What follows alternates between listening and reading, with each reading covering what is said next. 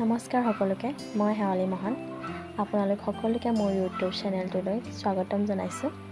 বহুত দিনৰ পৰা ভাবি আছিলোঁ ইউটিউব চেনেল এটা খুলিম বুলি, হোৱাগৈ নাছিল। আজি ট্ৰাই কৰিলোঁ। কেমেৰাৰ সন্মুখত কোনোদিনে কথা কৈ পোৱা নাই, ভয়ো লাগিছে অলপ। আপোনালোক সকলোকে মোৰ মৰম যাচিছোঁ। আপোনালোকে কি চাই বা ভিডিঅ' পালে আপোনালোকে সুখী হ'ব, কমেণ্ট কৰি জনাব।